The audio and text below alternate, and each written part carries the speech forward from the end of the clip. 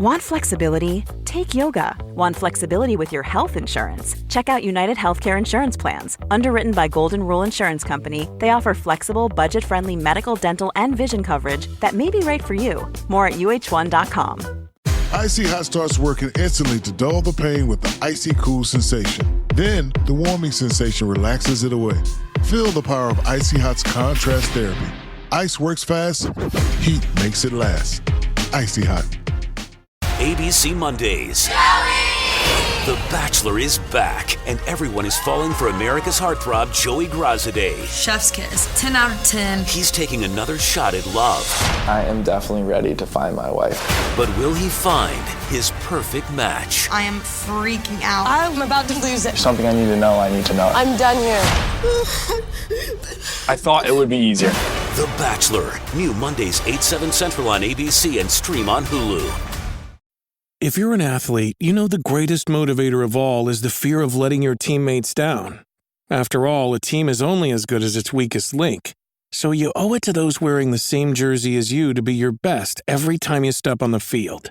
That's why there's no vape in team. When you vape, you can expose your lungs to toxic chemicals that can damage your lungs. If you're a step behind, the team's a step behind. Brought to you by The Real Cost and the FDA.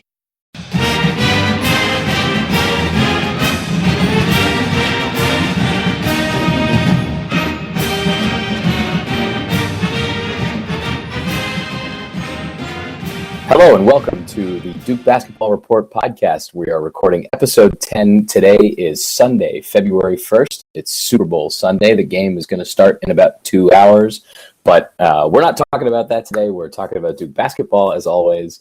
I am your host this week, Sam Klein. You can find my work on the DBR forums under the username Dev11. I'm joined this week by my regular co-hosts, JasonEvans. Hello, hello. Hey, Jason. And Donald Wine. I'm here so I don't get fined. Okay, wait. So wait, I was literally going to say the same thing, and then I went, you know what? Everyone's done it. It's all over the place. I'm not going to be that cliched guy who says, I'm only here so I don't get fined. And thank God someone else did it for me. I'll be honest, I thought it had passed over, so I didn't even think it was coming, but thank you, Donald, for bringing it back. It is still very funny, so I'm okay with it. I also give it the thumbs up. All right, guys, let's get into it. We just watched one of the most interesting weeks, I think, in recent or any Duke basketball memory, that didn't include any playoff games. We started the week in New York against St. John's. We already discussed that game last week. Coach K won his 1,000th game, and there was a lot of hubbub about that. And when we did the previews last week, we were looking forward to big games this week against top 10 opponents at Notre Dame and at Virginia. We said that we were concerned about how things were going to go down, and then we didn't even know about this enormous bombshell that was going to drop on us, which was the Rasheed Sulaimon news on Thursday night. You guys did an excellent job covering it on Thursday without me. I apologize that I wasn't able to make it. But wait. You want to tell everyone what you were doing instead? Nah. We don't have to get into the personal details. Everything is cool. But Sam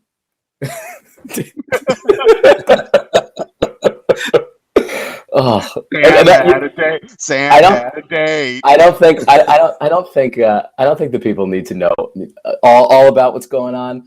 Maybe once you all get to know me a little better, then we'll get into that kind of stuff a little more. Anyhow, Wednesday night, before Rasheed Sulaimon was removed from the program, Duke had a very tough loss against Notre Dame. We were winning by 10 points with just over 10 minutes left, and Notre Dame rallied to win. They made some incredible shots and may have gotten a little lucky in a couple spots. Jerry Grant obviously retrieved that one ball that Tyus Jones almost stole, and heaved it up for a 2-point basket towards the end that was nothing short of extraordinary.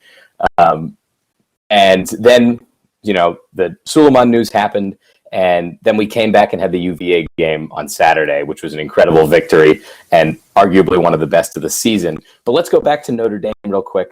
What do you guys see from the team that day. How did it seem like, we played so well and then we lost it at the end? Donald, why don't you get us started on that? Well, I think at first I saw a team that came out really well. I thought they were playing what I think is a very athletic Notre Dame team. They played them very, very well the first half, and I believe we even had the lead at the half by 1 point. And we started out on a great great run in the second half, and we, like as you said, we were up 10, and all of a sudden the rails just kind of fell off. They started making shots. They started collapsing on defense. We didn't execute down the stretch. We did not make our free throws. I believe we were 10 for 20 for the game, and that, in my opinion, turned out to be the difference. We had a couple chances down the stretch where a couple free throws would either put the game out of reach or put them in a precarious situation, and we kind of let them back in it with missed free throws. Yeah, certainly. The free throws it was so frustrating to watch when a team isn't making its free throws, because it felt like time and again. I think it was especially Jaleel Okafor had a tough game from the line. It was like Notre Dame would foul him, and there was a moment where there'd be that excitement, like, all right, we got fouled. This possession went well. Oh man, they fouled Jaleel, and now he's gonna maybe make one, but probably not even, and we're just gonna give the ball back. It is really frustrating when we see that. Jason, what were your takeaways from that game? Well, the first thing is, all credit to Notre Dame. They are the ones who executed. They're the ones who made the shots. They're the ones who hustled, played really hard basketball, and wanted the win. I'm not saying Duke didn't want it, but I think Notre Dame wanted it a little bit more, and that kind of thing matters. They were playing on their home floor. I'm sure it's if not the biggest game of the year, it'll be one of the top 2 or 3 games of the year for them, and actually probably the biggest game they're going to have all year at home. So full credit to Notre Dame, and especially to Jerian Grant, who was amazing in the game. Not just the lucky bounces that he got that were fortuitous, but look, this was a guy who had the ball in his hands on almost every possession, it felt like, and when he wasn't creating a great opportunity for himself, he was creating a great opportunity for someone else. He had 12 assists. He was 9-15 from the field, and he had 12 assists. I mean, it is very rare you're going to find someone who has a game that good against Duke or against anyone else. So full credit to Notre Dame for what they did. Look, obviously, we feel like we got some bad bounces. We didn't shoot free throws well at all. It happens. It happens, especially when you're on the road in the ACC against a really high-quality team. I don't know. There's much more to say than that. I was disappointed that we didn't take advantage of our size. Pat Connaughton, who is sort of Notre Dame's second biggest player, even though he's only 6'5", I thought we could have gone inside a little bit more against him to his side of the D and tried to take advantage of him a little bit. I don't know how he got 12 rebounds. I don't know how that guy does it. Every game he does it. It's like.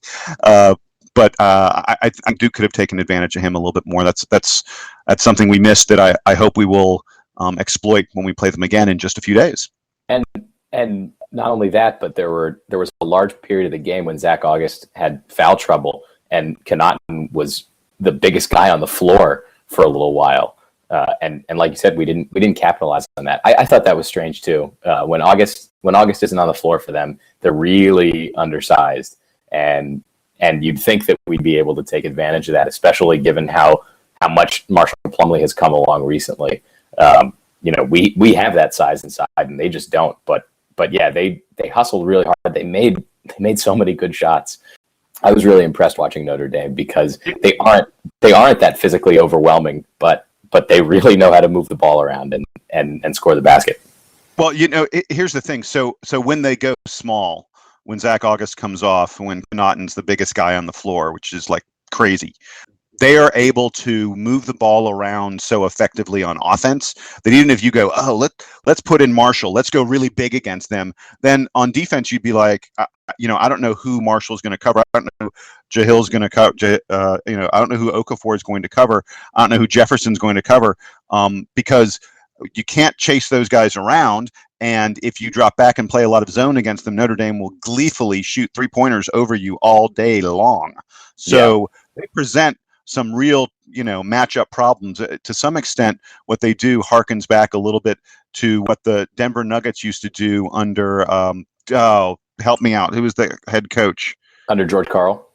Thank you very much. I blanked on George Karl's name. It harkens back to what the Denver Nuggets used to do under George Karl, where they were putting, 4 or 5 guys who were 6'6", 6'7", 6'5" on the floor and just saying, go ahead and chase us if you want. Yeah, it's true. And they've been pretty successful this year playing that way, and they obviously managed to come back against us.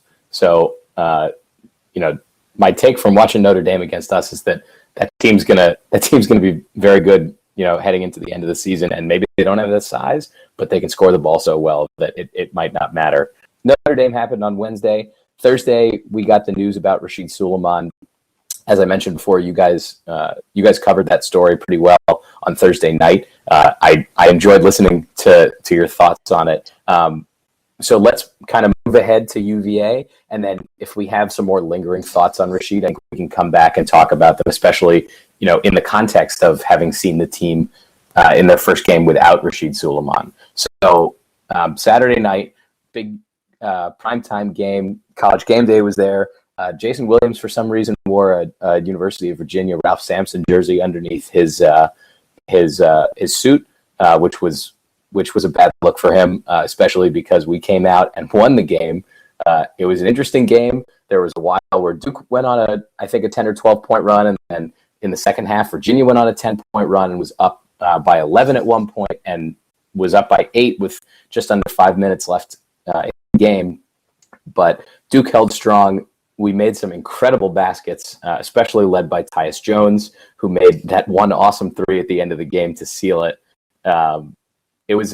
It felt like a complete victory for Duke. And of course, Dan Shulman and Jay Billis couldn't stop talking about Rasheed Sulaimon being removed from the team and how that was going to affect them. I don't think I could have been any more impressed with the poise and the attitude that I saw from the Duke players last night. Jason, what did you see from Duke? How do you think they managed to pull it out against such a tough Virginia team?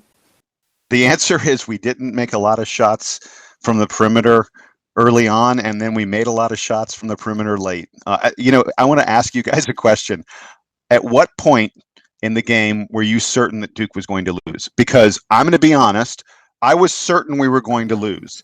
And it was with 14 minutes left when Virginia went up by 11. Virginia went up by 11 with 14 minutes left, and I took a little note to myself, and I said, we are going to lose.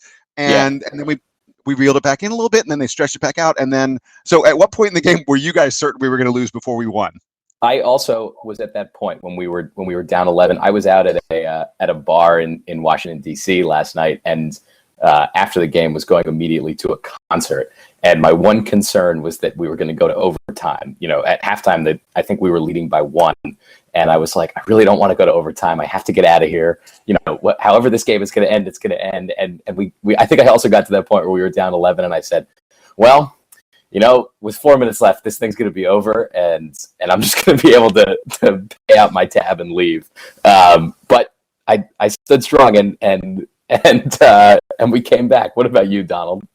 So I'm one of those guys. I was a freshman at Duke when the Gone in 54 game occurred, and it has been at that point that I learned very early on the lesson of never really give up until it's very out of reach. So I wasn't at that point yet. I was saying this is not going well. This is if we don't turn this around right now, we need a spark. And honestly, I was looking for that first 3-pointer because I believe at that point we were 0 of 9 from 3. Yep. And I was in my, I'm talking to some friends saying the last time we had a game where we did make a 3 was decades ago. And I was like, this is going to be the key. If we can make a 3, that's what has sparked, Duke comebacks in the past. And I think that was what kind of set us off this time around. And do you recall who made the 3? Who broke the ice? Wouldn't it Matt Jones? It was Tyus Jones, I think. It was Tyus. Okay, yeah. Yeah. As I get back into my reflections on the game, Tyus Jones was absolutely incredible, and everyone was talking about the dagger he hit with 30 seconds, 20 seconds left, whatever it was, to put us up 6. And that was the moment, by the way, that I went, we're going to win. But to me, the play that Tyus made that transformed the game was the incredible pass he made to Justice Winslow underneath the basket to tie the game up. I think every single person, every single Virginia fan, I should say, in John Paul Jones Arena, that play happened and they all went, oh my God. Actually, they didn't go, oh my God. They went, holy bleep. Because they realized that they were perhaps about to witness a crushing defeat. And that is what happened. And I thought Tyus, I saw some of the best point guard play I've seen from a Duke point guard, certainly since Chris Duhon, maybe even further back than that. I mean, I was so impressed with the way Tyus ran the team. Look, in the first half, when we got our lead and we were playing really good ball, it was because we were pushing the ball up the floor so fast, not letting Virginia get their pack line defense ready. And a lot of that was Tyus, because the moment someone gets a rebound, either they break out, which Justice Winslow does, or they get the ball to Tyus Jones and he gets it to someone who's moving. And Virginia was utterly confounded by Duke's fast break, even off of, not off of steals and stuff, sometimes even off of made baskets. It was really, really impressive. Great strategy, by the way, on the part of Coach K to say, we're not going to let them play this pack line defense against us. We're not going to let them, shut us down like that. We're going to go attack the basket so hard that they don't have time to get their defense set. It was great execution. Yeah, and in the second half, I was taking a note of our possessions and how we were looking on offense. And I didn't think, except for maybe one or two possessions, that we had a bad shot. It was that a shot, we had an open look and it didn't go in, or, it was UVA playing great defense. And so I kind of kept that reserve because in my mind, it wasn't that we were really shooting ourselves out of the game. And I remember somebody next to me saying, they're 0 for 9. Why are they keeping shooting 3-pointers? And I said, it was a shooter's mentality. The next one goes in and then we're going to go, then we can, go off. And that's exactly what happened. They kept believing in themselves. They kept themselves in the right position to say, hey, look, we're doing the right things. Once these shots starts falling, then it's going to be over. And that's exactly what happened. It really, I want to say, I said this on Twitter last night. I said it on Facebook to some friends. It's the most pride I've ever been of a Duke team in a very long time, maybe ever. I was in Tampa, and the air was very dusty after this game was over. My eyes were very watery, which doesn't really happen. I saw a really good team get, just in the span of 2 minutes, just the air taken out of their gym by our 8 guys, and I was so proud of their effort last night. Yeah, I agree with that, Donald, about shooting the threes and keep shooting them. Quinn Cook is a very good 3-point shooter. Tyus Jones is a pretty good 3-point shooter. Just because those guys had missed a bunch in a row doesn't mean that they were going to keep missing them. And, as good as the pack line defense is for UVA, it doesn't specifically limit 3-pointers. And we had open looks, we just weren't making them. So that little glimmer of hope that I held on to in the second half when things looked really bad was that, we're going to keep taking those 3-pointers because they're giving them to us, and we can make them. And that is what ended up happening. I think, like you said, we started like 0 for 9. We ended up, I think, making the last 5 3-pointers that we took. I did see it was the last, 6 for 8. So yeah, very impressive. The other thing that I thought was interesting about this game was that we've said even in the losses this year, Jalil Okafor always gets his. No matter what happens, he's going to end up with his 16, 17 points, however much it is he averages. Last night, he only scored 10 points, and he really didn't seem like much of a factor on offense, even though the ball was getting, that a lot of our baskets were coming inside the paint.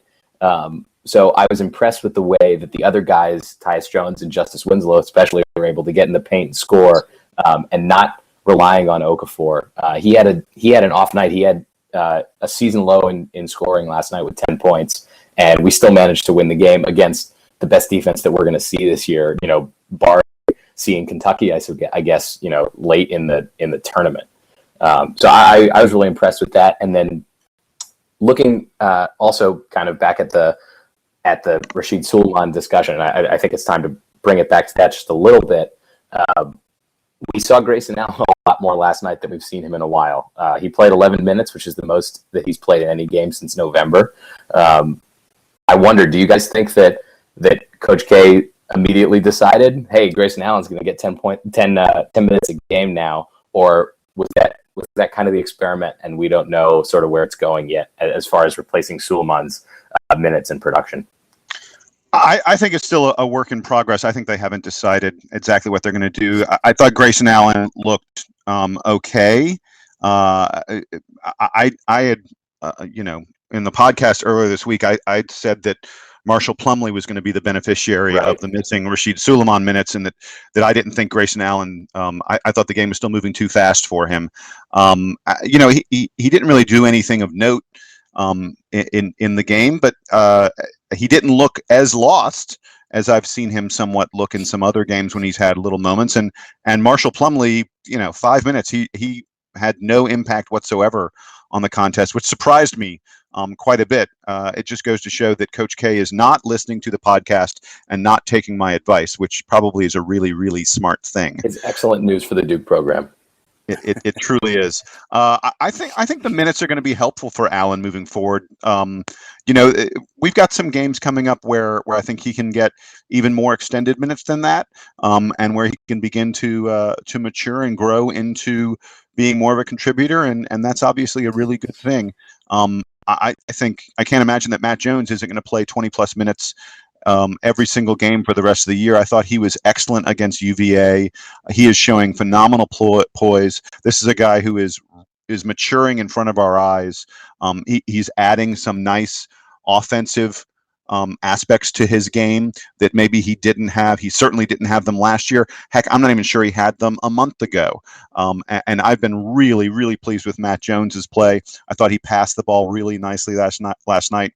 He got to the hoop much better than I ever would have thought he would have. So I think he's going to be the major beneficiary of the missing Rasheed Sulaimon minutes. Yeah, I think I think we're in a situation now where we have a rotation of 6.5, and that sixth person is Matt Jones.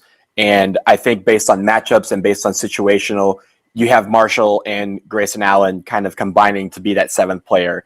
Last night I was surprised that Grayson got 11 minutes. And honestly, Jason, I think it's a little bit of reverse psychology. I think Coach K is listening to our podcast, and I think he's saying, "Oh, Grayson Allen's not ready, you think?" And he basically put him out there. He did not look like he was a deer in headlights. I think he kind of kept his cool very well. Like you said, he didn't make much of an impact, but that's not really what I was looking for out of him. I was looking for him to be out there and be, a manager of the game and kind of take the game as it came to him. I thought he played, pretty well last night considering that. I hoped that his offensive input will increase over the next coming games, because we will need that down the stretch. And I was actually very surprised that Marshall did the trillion, the dreaded trillion. If you've ever played basketball, you always want to avoid the trillion, which is you have X amount of minutes and nothing else on the stat sheet. And I was kind of surprised that he had so little of an impact, but I don't expect that to be the case going forward.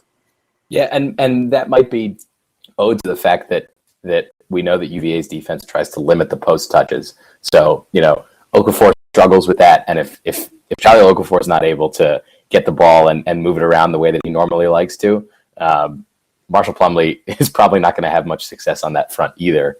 But I agree. I think that it's going to kind of depend on the matchups as to, who's going to play more between Marshall Plumlee and Grayson Allen. Last night was probably more of a guards game, which is why we saw more of Grayson in the rotation. But man, that's got to be so tough for a kid like Grayson Allen, who, until this week knows that he's really not part of the main rotation. He's not going to get into close games between now and the end of this season. And then all of a sudden, hey, jump in and contribute valuable minutes against arguably the best team of the country on their home floor in a game that, couldn't have been more hyped up from UVA's perspective. I don't think we could have expected a lot from him. And yeah, like you said, he didn't really make any huge mistakes. I think he had one turnover where he just sort of tossed the ball away.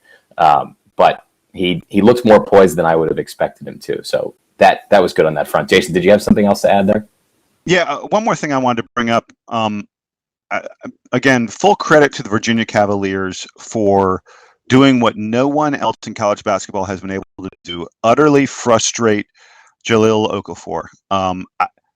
Big Ja had more traveling violations than he had field goals up until the final minute or so of the 2 minutes of the game. I mean, he couldn't get anything going. He's usually really good at being able to redirect the ball after a double team comes. I mean, he did have 3 assists, including a couple really nice ones early in the game. But boy, in the second half, it was painful to watch him and watch Duke try to get him going, and we just never could get him in a position where he could get the kind of looks he wants. Full credit to him for not forcing the ball. Look, he only took 7 shots, which is great because, he could have said, I'm the star. I'm the guy who's supposed to be putting the ball in the air. And he could have taken 10, 12, 14 shots. And I don't think he would have made more than the 5 that he ended up making. It's sort of nice that he didn't try to force things. But wow, Virginia, you can't say enough about how well they play defense together as a team, and they succeeded in shutting down the big guy. And I don't know if other teams are going to try and employ the same kind of tactics that they did, doing the 2 bigs double teaming. But I think that's going to be a really interesting thing to watch as we move forward to see whether or not this is the low water mark for Big Ja, or if other teams are able to frustrate him similarly. I want to see UVA's defense play Wisconsin's offense, because I feel like it would be, the master tactician's game of basketball. I think that game would end up 12-11 in double overtime. but it would be the most entertaining 12-11 basketball game you could possibly imagine. Am I right? Oh yeah, it'd be entertaining. Yes. All right, so I think we've covered UVA. Let's look ahead to this week. We've got 2 games. The first is home, and they're both home games. We've now been on the road for 3 games in a row. We get to come back to Cameron, which is going to be nice, for the fans and for the team. The first game is this week. It's Wednesday against Georgia Tech. Georgia Tech is in that lower tier of ACC teams this year. I don't think we expect a lot from the Yellow Jackets. But Jason, did you want to tell us about what's going on with Georgia Tech on Wednesday? Absolutely. I'm from Atlanta, so I have a little bit of perspective, I think, on Georgia Tech. They had lost 7 games in a row in the ACC prior to this previous week, and it really looked like another lost season for Brian Gregory and the Georgia Tech Yellow Jackets. And then they went to Miami. Miami ranked in the top 25. Miami put a beat down on Duke earlier this year. Clearly looked like a team that's on its way to the postseason tournament. And Georgia Tech beat Miami by 20. They beat them by 20. And then they played NC State, and they played them in overtime. And really, Tech had the game won until State hit a last-second 3-point buzzer beater to win the game in overtime. So, on the one hand, we have the Georgia Tech team that lost 7 games in a row in the ACC. Many of them they weren't even competitive in. They were basically alongside Virginia Tech and BC as the very, very bottom of the ACC's basement. On the other hand, we have the team that just this past week seemed to maybe figure it out a little bit. I mean, big win at Miami, a very competitive game against a pretty decent NC State club. Tech is a very good rebounding team. They've got some decent size. They've got very good depth. They have 9 players who all play significant minutes for them. Now, part of why they have 9 guys who all play a lot is because there aren't really that many guys on Tech who stand out, who say, I deserve more than 20 minutes a game.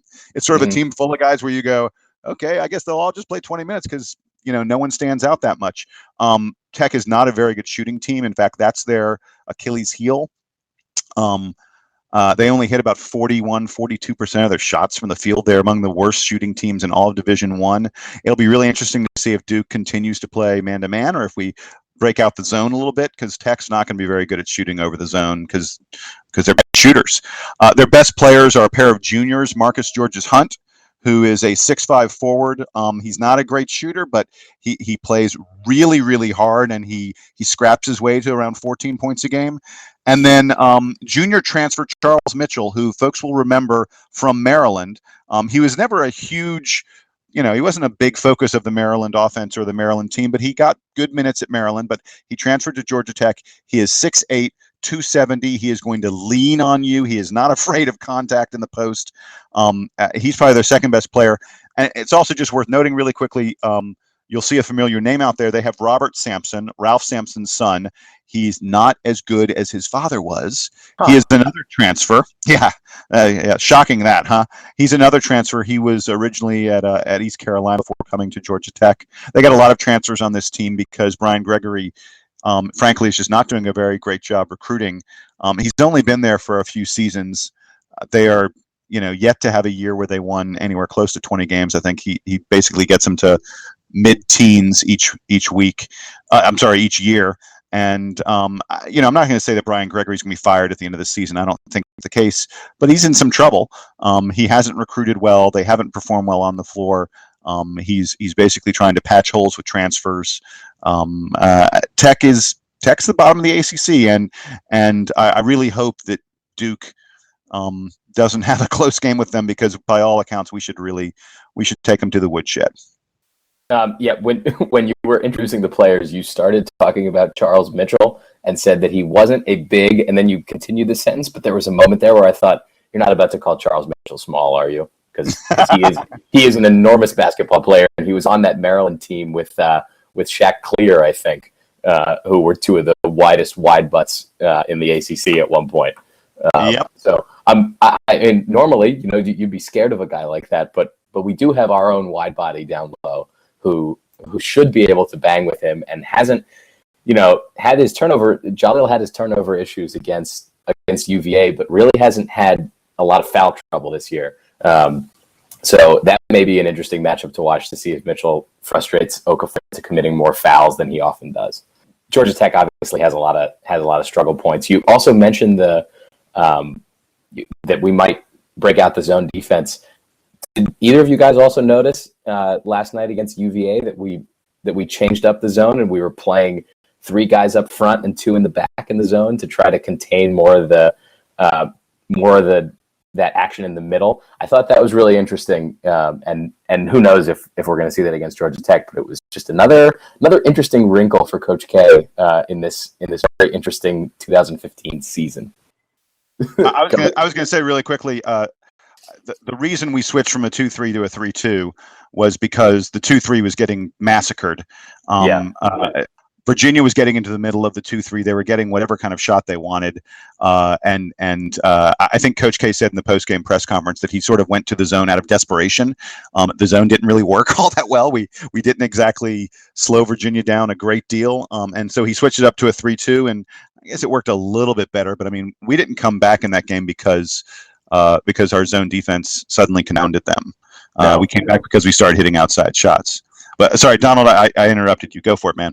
Yeah, I was going to say that on Saturday I saw a lot of the 3-2 zone, but it seemed like it was kind of a morphed 1-2-2 at times. It wasn't necessarily 3 straight across the front. Sometimes those 2 guards, especially Winslow, would kind of flow towards the wing and allow it to be kind of a 1-2-2. But it was a very interesting defense, because I had not seen that type of zone out of us ever. Even those times when Coach K would do the spot zones, it was usually a 2-3 zone. But the 1-2-2/3-2 zone was a first for me, as far as I could tell. But getting to Georgia Tech, I think I do think we should employ more of the zone. They shoot 25% from 3-point land, and I think that is something where a defense. A team coming in would say, I dare you to shoot threes all game long. And some of them actually do shoot a lot of threes, but they don't make them. So I think Quentin Stevens, half of his shots are 3-point attempts, and he's only made 27 of them out of 77. So, and he leads the team in 3-point percentage. Everyone else is awful. He's far and away the best point shooter, which is a terrifying thing. They've got no one who is a good 3-point shooter on that team. And you're right, they take a decent number of threes, which I don't understand, but I guess it must be that teams just continually dare them to shoot. If Tech hits 35-40% of their threes, I'll be shocked. I will just be shocked because they're terrible from outside. And yeah, I think that we're going to do the same thing we did against Pitt, same we did against Louisville. We're going to play a lot of zone. And I think this will be a good game to see Marshall Plumlee and Jalil Okafor on the floor together.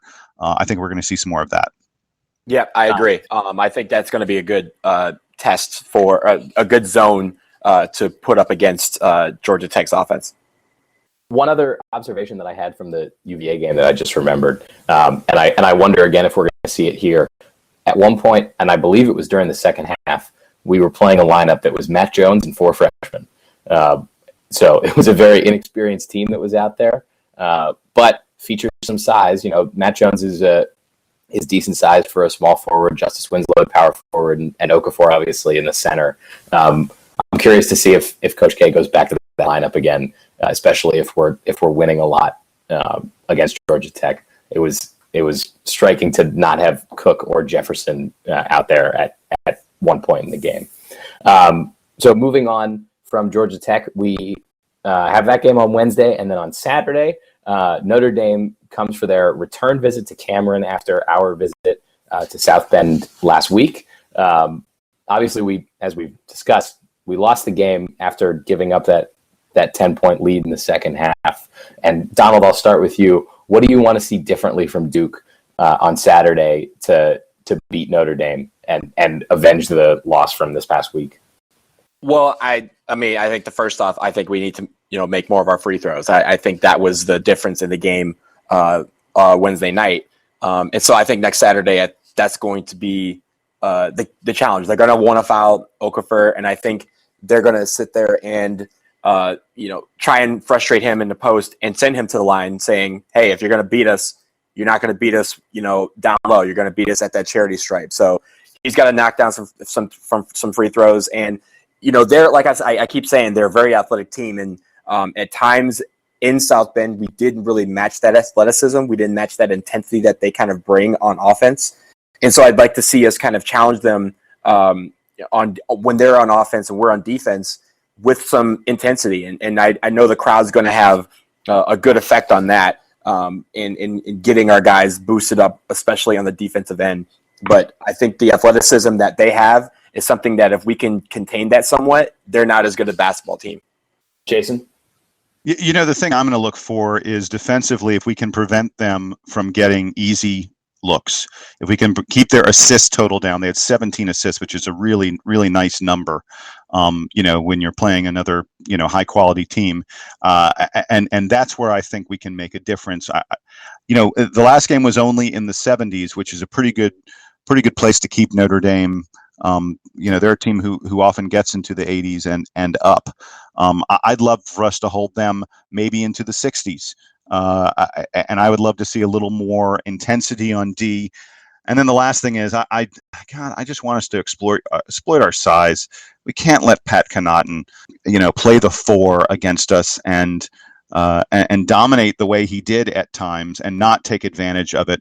I'm looking for Emil Jefferson to have a better game. And guys, we haven't talked at all hardly about Justice Winslow, who had 2 good games this week and appears to be almost close to back to the player we had when he was in November. But maybe I should save that.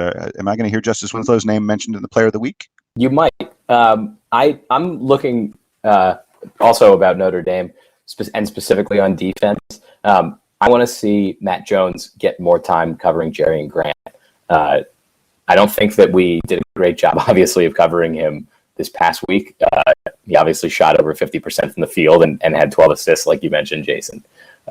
So I want Matt Jones to try out that defensive stopper job that we sort of had Rasheed playing before he was released from the team. So I'm curious to see, and maybe if it's not Matt Jones, maybe it's Justice Winslow or somebody else. But I want to see something creative to how we're going to stop specifically Jerry and Grant on offense, because that guy, he gets all over the floor and he was really effective against us sort of in every way with the ball. One final thing I want to bring up that I would like to see is for us to move the ball around a little bit more. I think there was a few times actually against Notre Dame where there was a good passing lane and there could have been an additional pass to make a better shot. but we opted for a shot that was more contested. And we ended up with 12 assists, which actually, as a team, matched Jerry and Grant's 12 assists. And I think we have the guys who can look for those extra passes. And Jalil and Tyus Jones both had smaller outputs on the assist end of things statistically, and I think they can do a lot better with that. So I think moving the ball around, we will have some open looks against this defense. And I think with the Cameron rims and the Cameron crowd going, a lot more of those shots that are rimming in and out in South Bend are going to go in Cameron. So I think moving the ball around will help us. One would hope. Let's kind of get to the wrap up. I think we've been on plenty already. We'll do player of the week, and then I had a couple of stats I wanted to throw at you guys that were cool.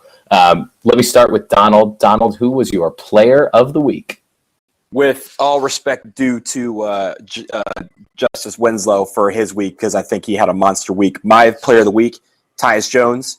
I think one thing I was reminded of last night, if you guys have seen Replacements, there's a famous quote from that hilarious movie that says, "Winners want the ball with the game on the line." And with that the last 5 minutes, Tyus Jones wanted the ball in his hands.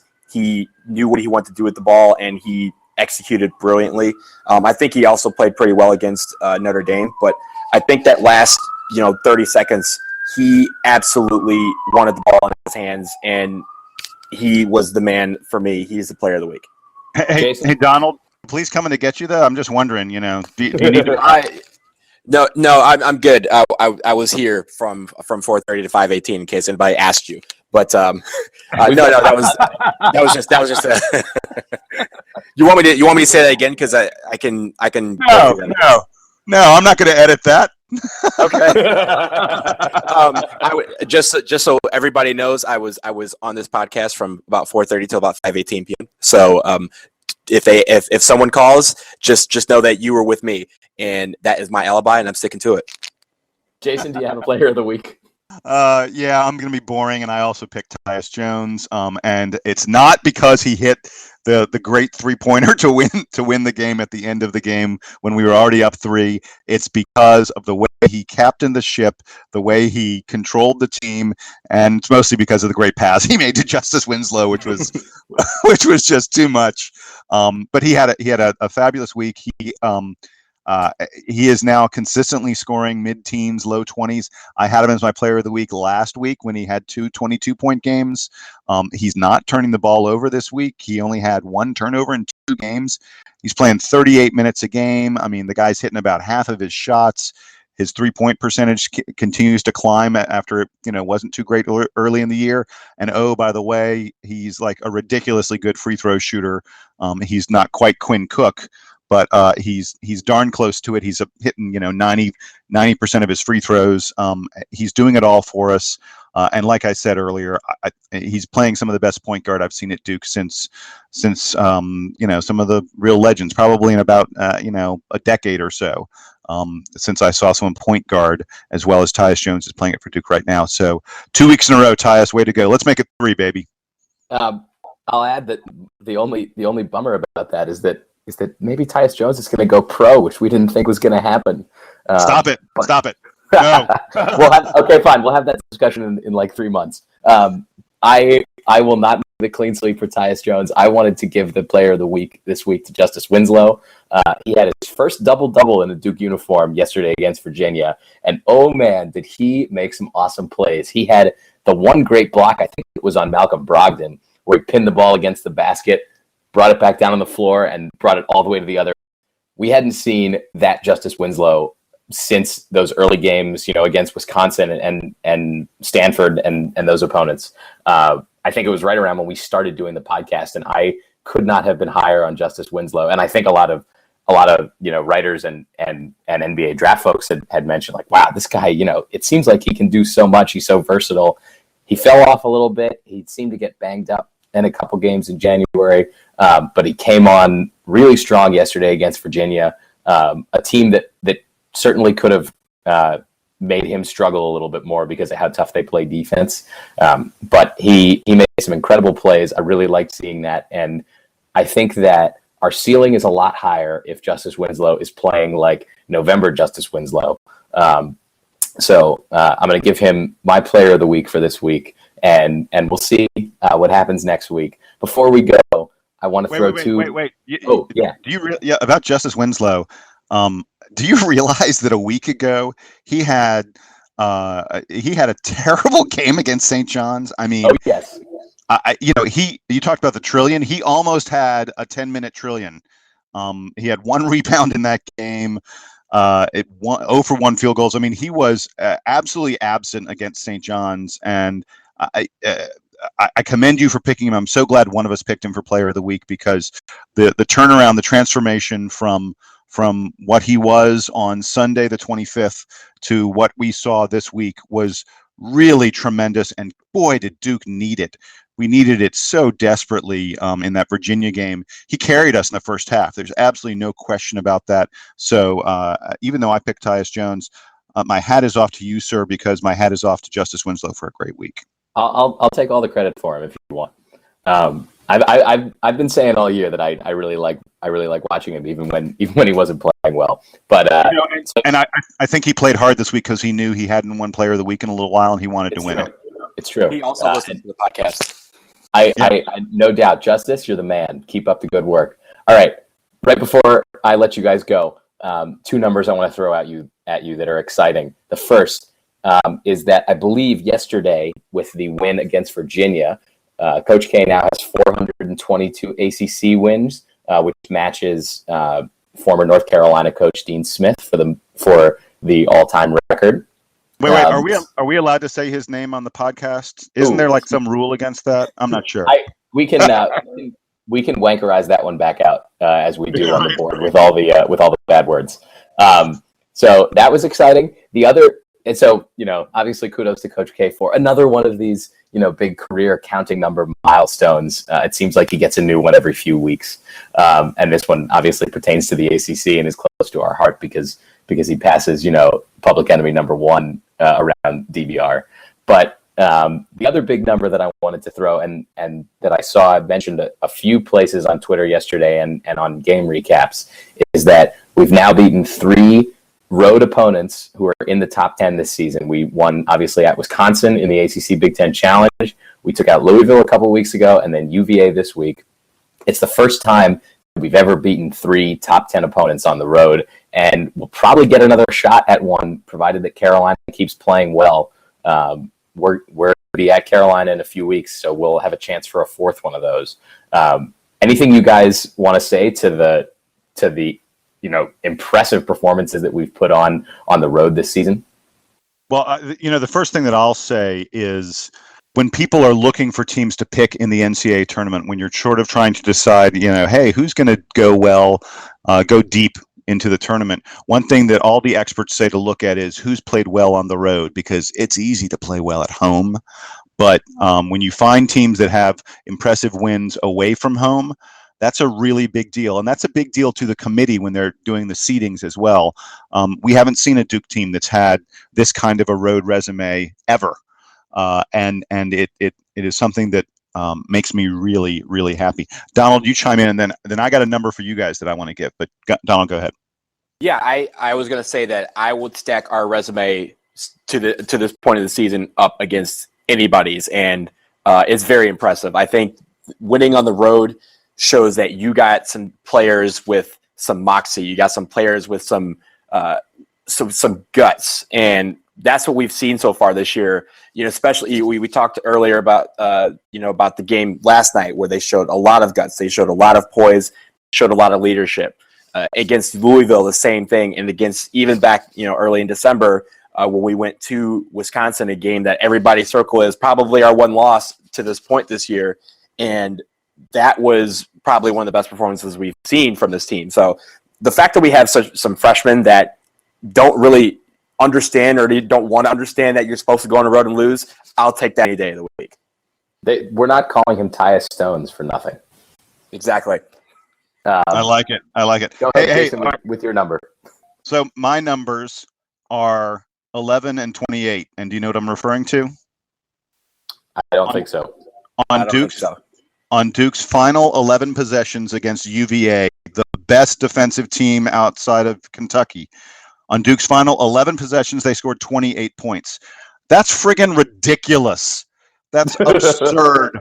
Someone pointed out to me, I had a friend email me, they said, if you shot 9 of 11 on three-pointers, you wouldn't score 28 points. I mean, it is crazy how well we closed that game. Unbelievable efficiency. So that's my number for the week. 11 possessions, 28 points. Keep in mind, 28 points is the number of points that Georgia Tech scored against Virginia in the entire game. So that is remarkable. Yeah. Amen. Incredible stuff. It's been a very interesting week at Duke basketball, some highs and some lows. Thank you guys for joining us this week. Looking forward to recapping next week, our first repeat opponent of the season in Notre Dame. So for Donald Wine and for Jason Evans, I'm Sam Klein. Thanks for tuning in to the Duke Basketball Report podcast. And let's have the Duke Marching Band take us out.